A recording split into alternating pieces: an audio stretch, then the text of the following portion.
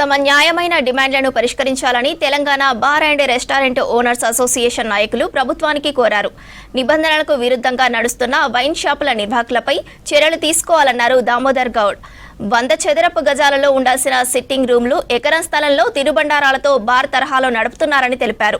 బార్ల పక్కన యథేచ్ఛగా బెల్ట్ షాపులను నడుపుతున్నారని, వాటిని తొలగించాలన్నారు. ప్రభుత్వం అక్టోబర్లో కొత్త మద్యం పాలసీ తీసుకొస్తుందని, తమ సమస్యలను పరిగణనలోకి తీసుకుని పాలసీని ప్రవేశపెట్టాలని తెలిపారు. హైదరాబాద్ రవీంద్ర భారతిలోని ఎక్సైజ్ శాఖ మంత్రి జూపల్లి పేష్లో అసోసియేషన్ నాయకులు వినతి పత్రాన్ని అందజేశారు.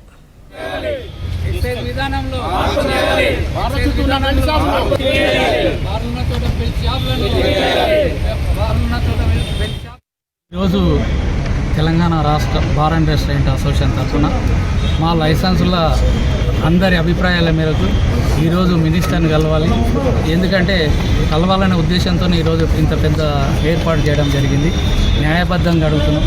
గతంలో పోయిన ప్రభుత్వంలో కూడా మాకు కొన్ని ప్రాబ్లమ్స్ ఉండే సాల్వ్ చేసి, ఈ ప్రభుత్వంలో కూడా మాకు చేయాలి కాబట్టి కొన్ని సమస్యలు ఉన్నాయి. అది న్యాయబద్ధంగా అడుగుతున్నాము. ఒకటి ఏంటంటే పర్మిట్ రూమ్, మా బార్లు నష్టపోవడానికి కారణాలు ఏందని మేము వివరించి చెప్తున్నాము. అది ఏమిటంటే కరోనాలో నష్టపోయినాం. అప్పటి నుండి కూడా ఇప్పటివరకు కోలుకెళ్ళిన ప్రభుత్వం తెలంగాణ ప్రభుత్వంలో అప్పుడు కూడా కొన్ని వెసులుబాటు కరోనా కానుండి మా బార్లు చాలా ఇబ్బందికరంగా ఉంది. ముఖ్యమైన విషయాలు ఏంటంటే పర్మిట్ రూము రూల్స్ ప్రకారంగా చేయమని ఒక రూల్ ఉంది. దానికి 25-26 ఆ రూల్స్ ప్రకారం చేయమంటున్నాం. దాని రూల్ ఏంటంటే 100 స్క్వేర్ మీటర్ల ఎలాంటి తినుబండారాలు లేకుండా, టేబుల్ కుర్చీ లేకుండా ఒక మినీ బార్ లాగా నడుపుతున్నారు. అది రూల్ కాదు. గతంలో చేస్తున్నారు కాబట్టి ఇప్పుడు ఎకరాల కొద్ది పెడుతున్నారు. దానివల్ల చాలా నష్టపోవాల్సి వస్తుంది.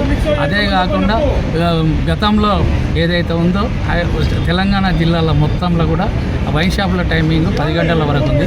జిహెచ్ఎంసీ పరిధిలో 11 గంటలకు ఉంది. దాన్ని కూడా సడలించినైతే మా బార్లు బాగుపడతాయని